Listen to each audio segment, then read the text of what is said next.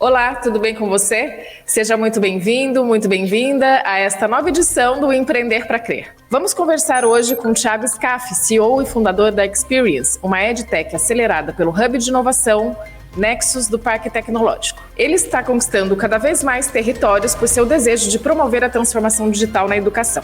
Quais são as mudanças mais urgentes que precisamos nessa área? Quais são os impactos da pandemia neste mercado? De acordo com um relatório recente do Banco Mundial, apenas 3 semanas após o anúncio do coronavírus, cerca de 1.400.000 pessoas ficaram fora da escola em mais de 156 países. Muitos destes alunos tiveram que se adaptar rapidamente ao ensino à distância. Então hoje vamos falar sobre tudo isso. A Experience é uma empresa especializada no desenvolvimento de tecnologias imersivas para a educação. Com novas ferramentas de aprendizado, quer transformar o modelo de ensino no país e no mundo com experiências virtuais interativas para estudantes. Fique com a gente e acompanhe os desafios e perspectivas desse mercado que é tão fundamental para todos nós e para o desenvolvimento do Brasil. Eu sou Letícia Maciel, sou jornalista e fundadora da agência digital BRZ Content e apresento esse podcast ao lado do Marcos Antunes, da Soneria Produtora de Vídeos. Tudo bem, Marcos? Tudo bem, Letícia? Prazer estar aqui em mais uma edição do nosso podcast Empreender para Crer. Olá também para nossos ouvintes e telespectadores. Se esta é a sua primeira vez aqui no nosso canal, aproveite para se inscrever e acompanhar nossos próximos bate-papos.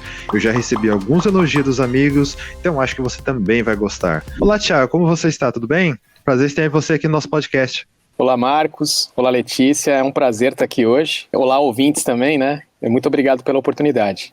Legal. Thiago, a gente queria começar esse bate-papo perguntando para você de onde surgiu a ideia de criar a Experience? Também, qual que é o problema que a sua startup ela resolve no âmbito da educação? Bom, a ideia de criar a Experience surgiu a partir de uma combinação de vários fatores, na verdade, né? Após anos aí trabalhando na educação, e eu diria não só trabalhando, mas vivendo na educação como estudante, né, e depois trabalhando, né, como provedor de soluções para o setor, eu pude perceber que o formato de ensino ainda, né, se mostrava predominantemente teórico, né, um formato ainda bastante tradicional e já não mais atendendo às necessidades e expectativas de uma geração de estudantes nativos digitais. E, enfim, eu já estava com planos de empreender, né? Então, em meados de 2018, eu decidi arregaçar as mangas e buscar um formato melhor para esse processo de ensino-aprendizado.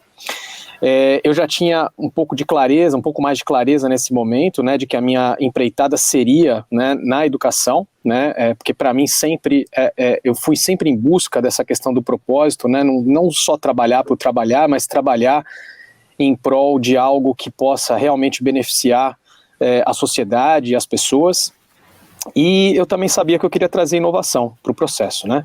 Após bastante pesquisar aí, eu fui conhecer um pouco mais sobre as tecnologias imersivas, né, que é um termo que muita gente ainda, às vezes, não entende ou se assusta um pouco, né, mas até falando rapidamente, as tecnologias imersivas são as chamadas a realidade aumentada, né, a realidade virtual e a realidade mista, que das três é a menos conhecida aí.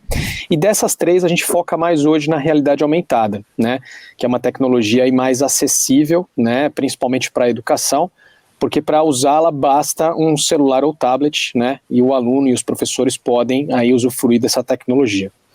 E olhando, né, essa questão de uma oferta ainda de uma educação majoritariamente teórica, massiva e, por que não, chata, né, eu percebi que a realidade aumentada ela podia trazer uma combinação muito interessante, muito melhor aí para os estudantes, né, que é uma combinação entre o digital, algo interativo que permite a prática e divertido, né? Você vem, na verdade, da área de marketing, né?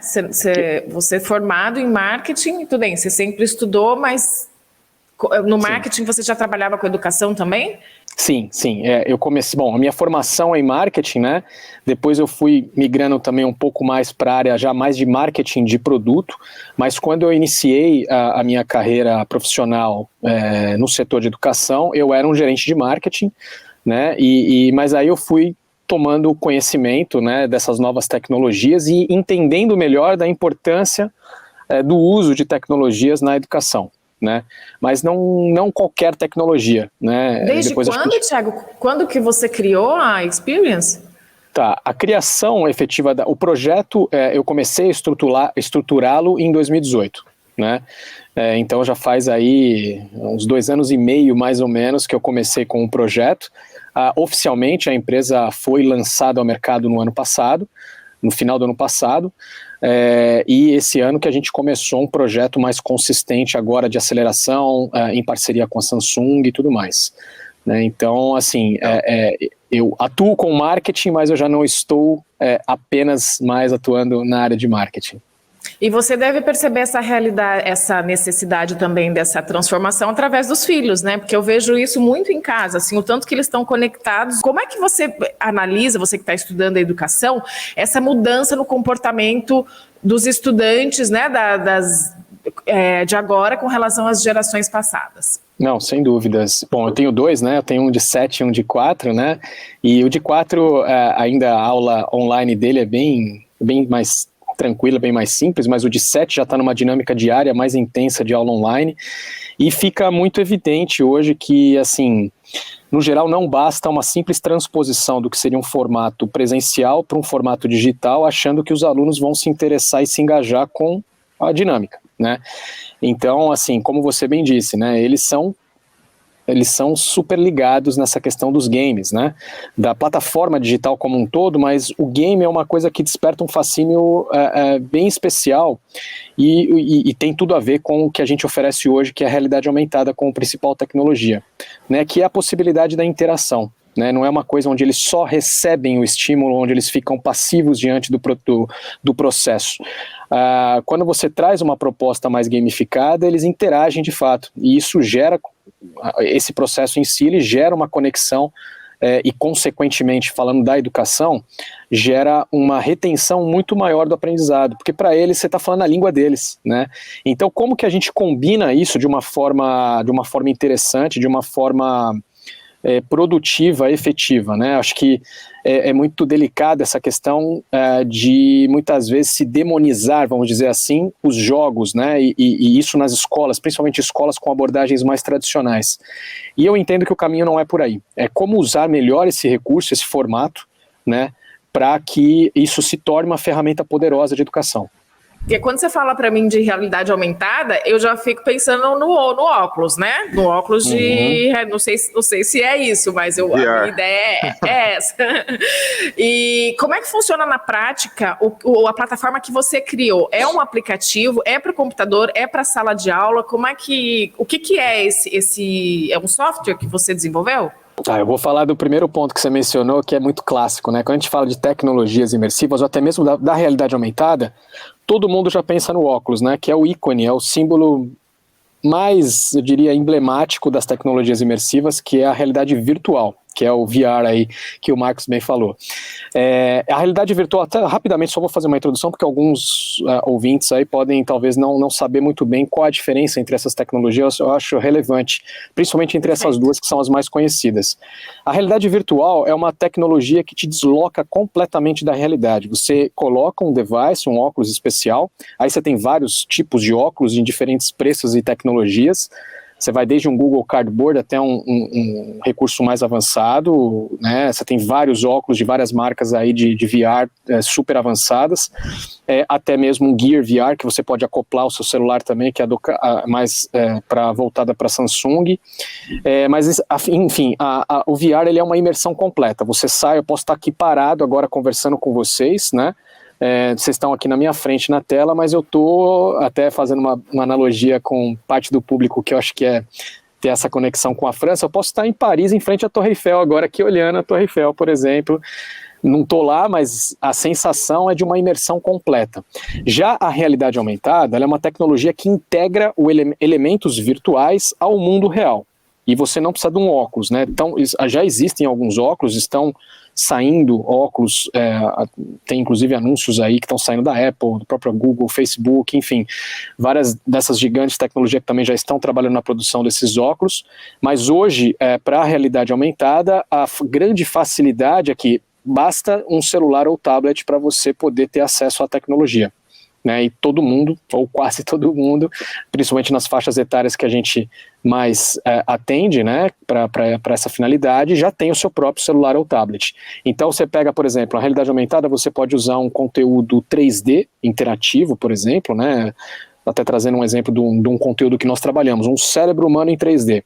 Né, eu posso, por exemplo, projetar aqui na frente do meu device um cérebro humano em 3D, totalmente interativo. Eu posso ver todas as estruturas, ler conteúdo sobre ele, enfim, interagir, aumentar, diminuir, rotacionar.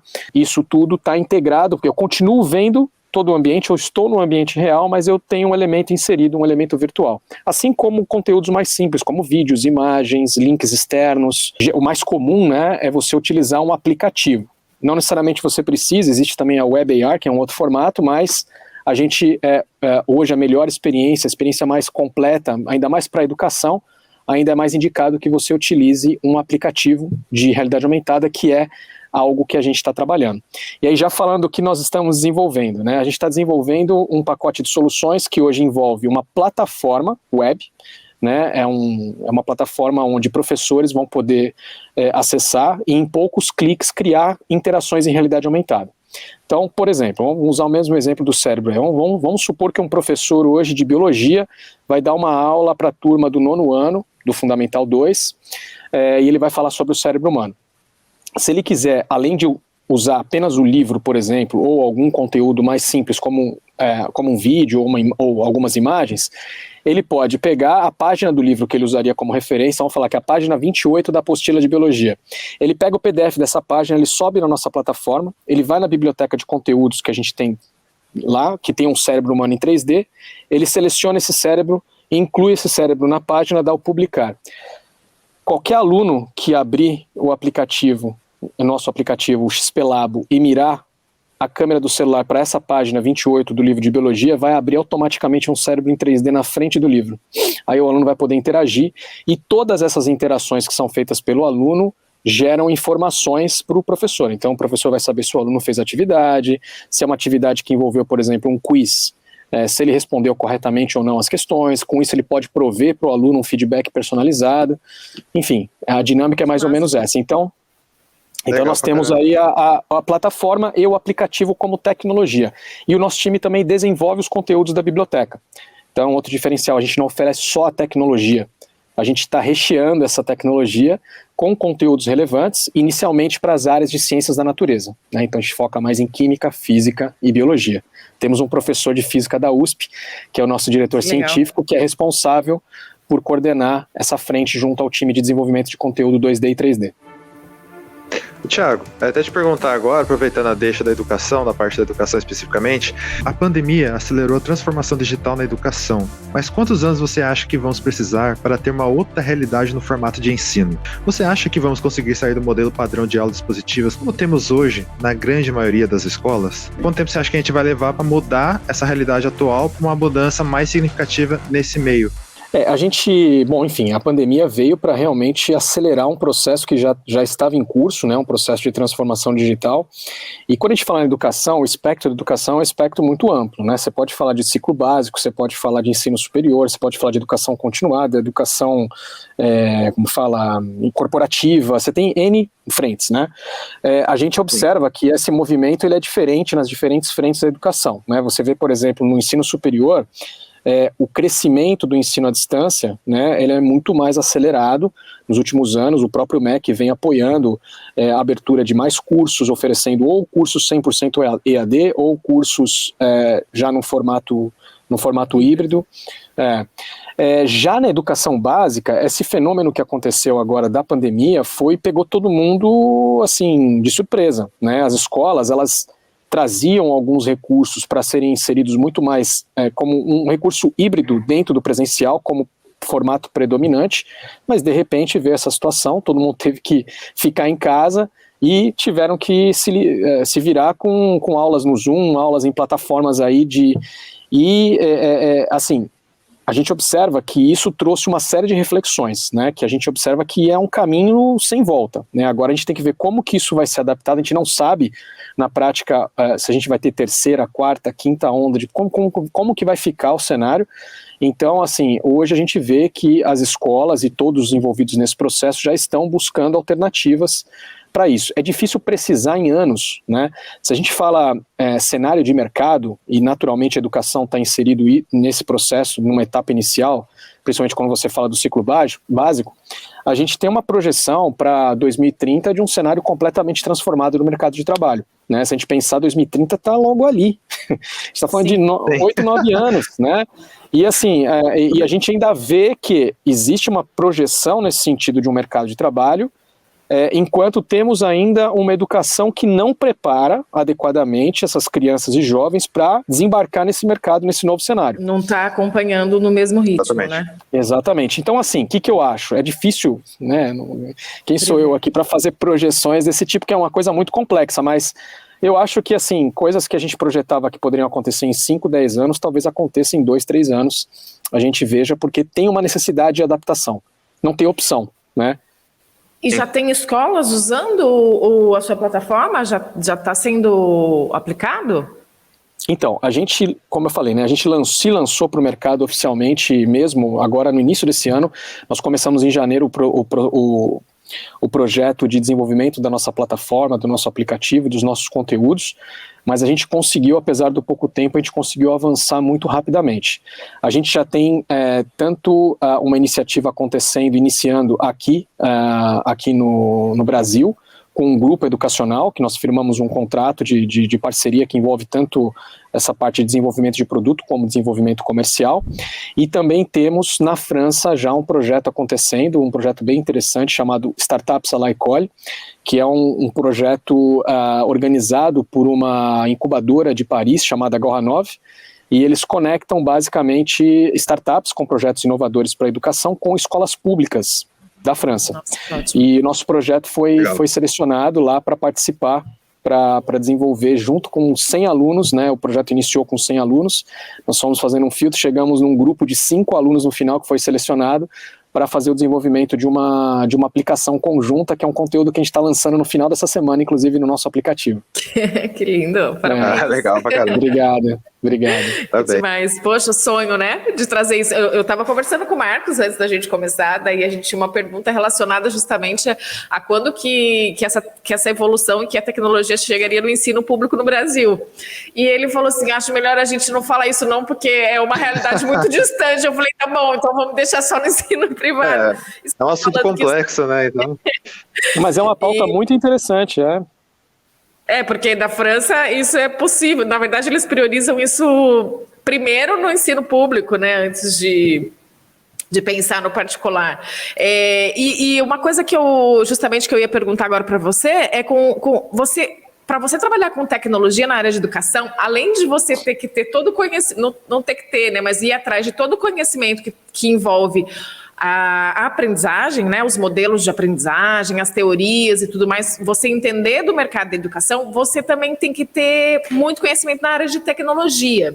Então, eu acho legal a gente falar para as pessoas que estão ouvindo a gente aqui ou para as pessoas que estão assistindo, como é que você fez esse caminho e construiu a sua equipe? Como é que foi para você estudar a educação e a tecnologia ao mesmo tempo? Bom, esse processo ele foi acontecendo de forma natural. Eu acho que, assim, se eu pegar uma coisa que hoje, se eu faço uma reflexão e falo como que essas pessoas se conectaram com o projeto e, consequentemente, comigo, eu acho que elas viram que eu estava trabalhando realmente não só fazendo para ganhar dinheiro, alguma coisa assim. Eu realmente apresentei para eles um projeto, um propósito, né? E naturalmente foi surgindo a partir de conversas, as pessoas manifestaram um grande interesse em saber mais, em participar. E dessa forma a gente foi plugando. Só para vocês terem uma ideia, né, assim, como eu falei, oficialmente a gente começou o projeto agora em janeiro com a Samsung. Mas eu tenho boa parte da minha equipe atuando comigo desde o ano passado, e todo mundo foi atuando literalmente por amor. Ninguém, assim, a gente não teve, foi muito pontual, uma condição ou outra que eu tive para remunerar a parte da equipe, principalmente a parte mais técnica, mas o pessoal se envolveu. Eu sempre deixei muito claro, todo mundo ciente que nós somos uma operação que chama-se Bootstrap, né? A gente começou, eu comecei sem nada, sem nenhum recurso, né? A gente foi trazendo as pessoas, foi apresentando, traz uma frente um pouco mais comercial, outro traz uma frente um pouco mais técnica, outro traz uma frente um pouco mais pedagógica, outro me traz um olhar da França, e cabeças boas e, assim, gente do bem, assim, foi uma combinação muito interessante. E eu percebi que o processo foi caminhando naturalmente, né? Assim, as pessoas foram identificando isso, né? Foram vendo que existia uma linha mestra aí que é uma linha honesta, é uma linha que tem propósito, e as pessoas foram se conectando. Parte desse processo envolveu a Samsung, que foi o nosso grande, assim, com poucos meses de operação, a gente conseguiu submeter o nosso projeto para a Samsung, e o nosso projeto foi aprovado, né, pela uma das maiores empresas de tecnologia do mundo, e foi considerado como o melhor projeto que eles já receberam como um plano de trabalho até hoje de uma startup. Nós recebemos um maior investimento que eles já fizeram também numa startup, então foi algo assim que aconteceu, que a gente ficou realmente ainda mais seguro de que estávamos no caminho correto, né? E aí, a partir do início desse projeto agora em janeiro, nós fizemos a contratação de uma equipe técnica de desenvolvimento maior, né? Então foram contratadas aí 12 pessoas para atuar a partir desse projeto, e a gente tem perspectivas aí de crescimento, porque ao longo desse percurso também, assim como a Samsung, a gente foi firmando algumas parcerias, tanto comerciais como na parte de desenvolvimento, e também vieram alguns investidores anjo que começaram a dar um apoio para a gente também, para a gente iniciar, né? Então, assim, as coisas elas estão acontecendo, né? Mas a gente está já com o avião, eu já vejo que estamos com o avião em pleno voo, né? E está subindo, né? A gente felizmente está subindo. Eu tenho uma história relacionada à educação, dessa disparidade que existe no Brasil entre a educação pública e a educação privada, né, que eu estudei em escola pública quando eu era pequena, e depois eu fui estudar na PUC em São Paulo. E quando eu cheguei, eu tinha uma diferença, assim, de aprendizado com relação aos meus amigos, assim, que foi muito chocante para mim. E depois disso eu fui para a França e fui entender a importância que eles dão e a prioridade que eles dão para a educação na França. Eu queria saber de você como que a França tem contribuído para esse projeto. O que eles estão trazendo para você e que você tem trazido de diferente da França aqui para o Brasil? Não, perfeito. Eu só vou fazer um comentário porque tem uma conexão muito interessante com a sua história e a minha, que eu também sou um aluno egresso de escola pública. Eu estudei minha vida toda em escola pública e eu sei, né, o que é estudar numa escola pública. Passei por greves intermináveis, assim, enfim, tudo mais que envolve uma escola pública, e eu sei da dificuldade que se tem depois para, né, conseguir alcançar, né, eu até brinco, eu falo, eu estava sempre suando, né, assim, não no termo, assim, eu estava sempre suando, né, para tentar, para alcançar, impressionante. Fiz escola pública, daí consegui bolsa no curso. Meu pai, né, meu pai conseguiu uma bolsa na época no cursinho do Objetivo, fiz o cursinho e entrei no cursinho para aprender, né, não foi igual a maioria dos estudantes que entram para revisar, né. Só para reforçar, né. Eu sentava na primeira fileira e ficava lá estudando até, enfim, daí as coisas foram caminhando, mas sempre foi, enfim, existe um abismo muito grande, é evidente isso, né, uma coisa que, sem dúvida alguma, eu posso afirmar que foi um dos principais fatores que me motivam hoje a trabalhar por algo na educação, para melhorar a educação, até porque a nossa educação é predominantemente pública, né, no Brasil, e a gente tem muito a fazer ainda, né, e a forma como também eu busco já trabalhar alguns modelos de negócio dentro da Experience já visam o beneficiamento das escolas públicas, da frente pública também, para chegar a isso de forma mais acessível. Falando da França, assim, tem vários fatores do porquê a França, né, e o que eu aprendi na França, né. A França, como mercado, em vários aspectos, ela se mostra muito mais maduro já para o uso desse tipo de tecnologia que a gente trabalha hoje, que é a realidade aumentada, né, e também para nós ali eu pude me deparar um pouco mais com o ecossistema deles de inovação e empreendedorismo, e eu vi que tinha na época, inclusive quando eu submeti o nosso projeto para aprovação lá da França, da Business France e das regiões, já tinha algo com uma série de benefícios para as startups. Eu vi que seria interessante para a gente ter, independente da operação também acontecer no Brasil, ter esse intercâmbio.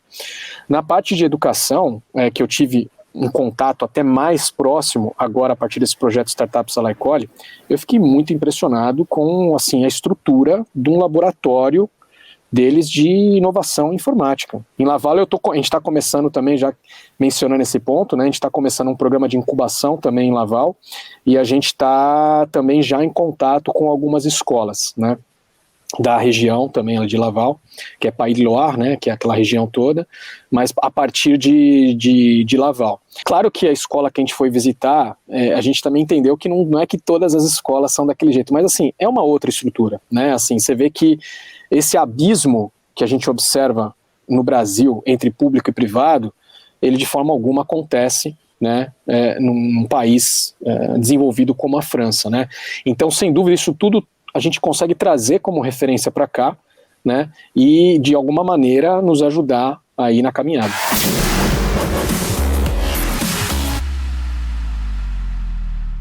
E a gente gostaria que você desse uma dica para quem está empreendendo no ramo da inovação e tecnologia na educação. Bom, assim, eu acho uma coisa que eu observei muito nessa trajetória aí na educação é que existe uma parte da cadeia aí que ela não pode de forma alguma ser menosprezada, vamos dizer assim, né, que é o elo entre o provedor de qualquer tecnologia que seja e o usuário final, na maioria dos casos o aluno, que é o professor, né? A gente, desde o princípio, isso foi muito claro para mim, né? Por isso, inclusive, que uma das primeiras pessoas que eu chamei, que vieram caminhar conosco aí foi justamente o nosso diretor científico, né, o professor Herbert João, de Física da USP de São Carlos. Eu já tinha trabalhado com ele na Pearson, né, nós trabalhamos juntos durante 4 anos na Pearson, e naquela ocasião eu pude perceber que assim, não basta você levar uma tecnologia para a escola, né, e achar que a coisa vai rodar lá e vai funcionar, né. Primeiro que você ainda encontra muitos professores com um certo receio, né, de adotar a solução e de repente até ficar exposto de uma forma mais frágil frente aos alunos, porque os alunos são nativos digitais, né, a gente sabe, eles dominam a tecnologia de uma forma e muitas vezes o professor, se você vê que é uma coisa que de repente parece um pouco mais complicado, uma coisa que não foi feito para um uso mais simples, né, para uma dinâmica mais didática, vamos dizer assim, pode existir aí uma barreira, né? Então, assim, para mim isso é um fator chave, né? Que é você ter sempre um olhar para essa parte para essa parte do processo, né? Que é fundamental, que é dar um suporte para os professores. Legal. E, Thiago, qual seria o papel do marketing nesse processo de evolução do ensino do mercado de educação como um todo? Como que você vê? Eu acho que o marketing, ele, acima de tudo, ele tem que informar antes de vender, né? E principalmente quando a gente fala sobre educação, né? Eu entendo que o melhor caminho e o caminho correto, né? É você trabalhar muito mais com uma abordagem informativa, né? Onde você traga de forma clara qual que é a sua proposta de valor, o que você está de fato ali, né, trazendo que vai melhorar a experiência do professor, a experiência do aluno, de certa forma tem que saber apresentar como toda a cadeia é beneficiada, né, porque uma coisa puxa a outra, é inevitável. Se você traz uma solução que vai despertar maior interesse, maior engajamento dos alunos, o professor, por consequência, ele vai ser positivamente impactado porque ele vai ter alunos curtindo a aula, o aproveitamento da aula vai ser muito melhor, o ritmo da aula melhor. Por consequência, você tem uma escola que vai trazer indicadores melhores nos seus indicadores estratégicos, seja de retenção, de captação, de redução de inadimplência. Você tem pais muitas vezes mais satisfeitos, que vão manter seus... Então, todo o processo, se você olhar, ele é beneficiado nisso, né? Então, antes de vender, né, eu sou muito contra, eu sou profissional de marketing, eu sou absolutamente contra essa abordagem no call to action na veia, né? Aquela coisa, não, não que você não tenha, a gente como empresa, a gente está buscando a venda, obviamente, não é, mas assim, não é por aí. Eu acho que o caminho não é esse, o caminho ele é muito mais... ele é mais eu tô fazendo aqui é mais editorial do que publicitário, vamos dizer assim, entendeu? A abordagem acho que tem que ser essa, acho que é uma coisa mais... Para compartilhar conhecimento, né, Thiago? Exatamente, porque você traz, né? E aí você escolher as abordagens corretas para o seu público. Você quer falar com o professor? Então, encontre aí temas e abordagens que se conectem com esse público, não só na abordagem em si, mas na escolha dos canais de comunicação que você vai fazer. Eu acho que é todo um processo de marketing aí que tem que ter um olhar, não dá para ser tudo tem que ter um olhar. Eu acho que tudo que envolve hoje a educação, né, isso para mim ficou muito claro, você tem que olhar para a educação, você não pode achar que você vai lançar um produto e vai vender. Claro que isso é o que você vai buscar, mas se você não tiver um olhar realmente atento para as necessidades e expectativas, né, do que seria... Até porque o comportamento de consumo dessa nova geração e das pessoas hoje é outro, né? O comportamento mudou muito, então eles não estão engolindo fácil a venda, né? Então você vai ter que criar primeiro uma relação.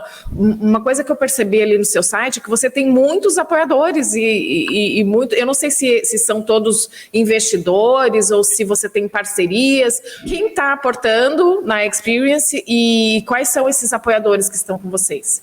Irmão, realmente, assim, principalmente para startups na nossa fase, na nossa etapa, né, que são as startups early stage, né, a gente ainda não encontra muitos investidores, né, hoje disponíveis interessados, né, em aportar recursos nessa etapa.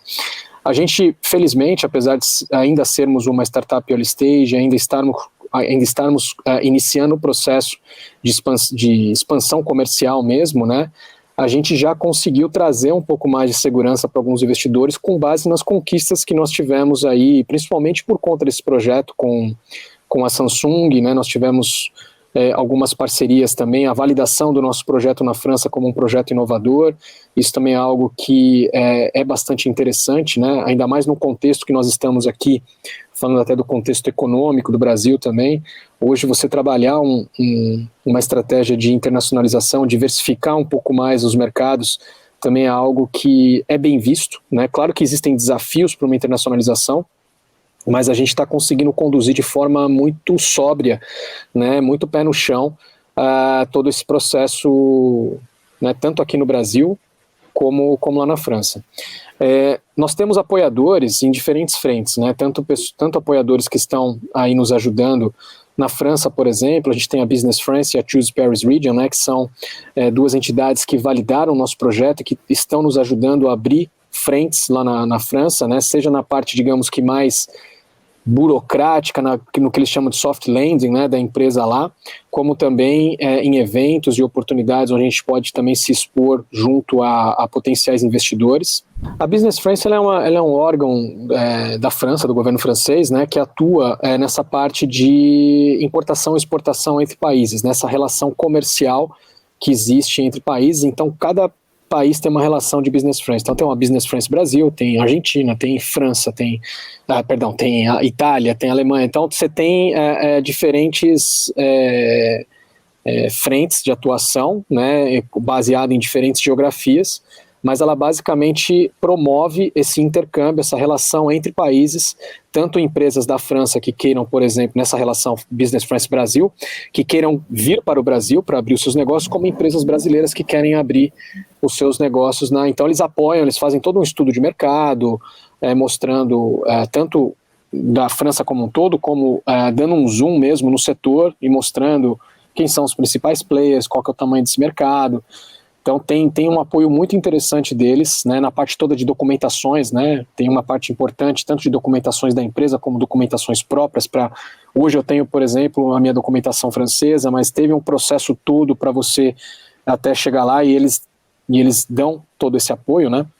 E no caso da Choose Paris Region, né, que é um outro órgão também que nos apoia, esse é específico da região de Paris, né, porque quando a gente estava aplicando, esse processo de aplicação e validação com a França demanda aprovação de pelo menos 2 entidades, né, e aí você escolhe as regiões que você quer aplicar. No caso, a gente escolheu na época Paris e Lyon. Nós fomos aprovados nas 2 regiões, nosso projeto, mas acabamos optando por Paris, né. Que mais? Bom, e na França, falando já que estamos falando na França, temos também esse apoio com o projeto Startups Alaicoli, que eu mencionei, né? Que foi um projeto que durou aí algo próximo de 5 meses, né?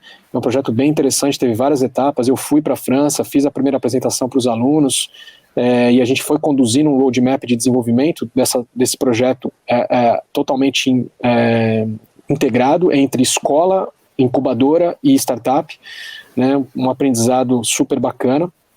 E a gente também agora está iniciando um programa de incubação em Laval, né, Laval Technopole, que é um dos maiores hubs de AR e VR, né, de realidade aumentada e realidade virtual da Europa, é o maior da França, é o principal, e eles nos convidaram para participar de um programa de incubação lá, né, inicialmente virtual. Era para eu estar nesse momento lá na França, agora eu tive que adiar a minha ida, estou ainda vendo, deve ficar entre junho e julho, devo passar lá pelo menos umas 4 semanas participando de alguns eventos e também já atendendo algumas agendas dessa incubação. O que mais? No Brasil a gente tem várias parcerias. Opa! Leva a gente, precisa fazer um vídeo lá, o Marcos faz o vídeo, eu faço o roteiro e a gente vai para lá. Vai ser um prazer, vai ser um prazer. A gente tem que dividir os passeios, mas vai ter que dividir o trabalho também, pode ser? Eu só trabalho, não tem problema. Não, tudo bem, ainda mais se você que fala francês, né, Letícia? Falo, adoro, sou apaixonada, sou suspeita a falar. Meus filhos estarão lá em julho. Então eu já estou querendo entrar na mala também. Então vamos.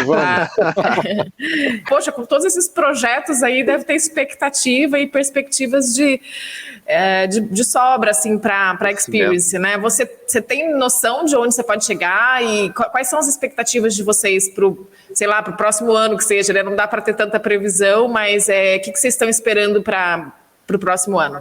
Eu estou com um projeto, né, além desse projeto que está sendo desenvolvido em parceria com a Samsung, né, que está hoje sendo acelerada pelo programa Nexus Growth Digital no Parque Tecnológico São José dos Campos, a gente também já está com outro projeto. Projeto número 591, né? 591? Já tem 500 projetos já. Com certeza. E tem mais um para o ano que a gente está, a previsão é de iniciá-lo esse ano, né? Tudo vai depender da entrada de recursos já para começar a contratar a equipe, mas é um projeto grande que a gente está mirando para o próximo ano, e é um projeto que deve beneficiar bastante também alunos da rede pública, né?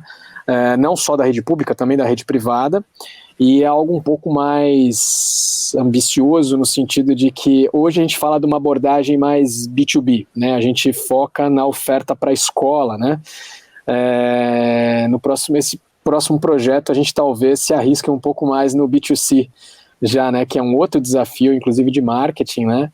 Tem bastante coisa aí para a gente fazer, já tentar falar diretamente com o aluno. Então esse é como próximo passo, né, seria isso, e também o desenvolvimento já da nossa empresa na França. A partir da França, né, a gente também está com outras iniciativas que estão aparecendo em outros países da Europa também, não só na França, então pode ser que a gente também tenha alguma iniciativa, por exemplo, na Inglaterra, que a gente já tem uma escola interessada em pilotar também o nosso projeto por lá.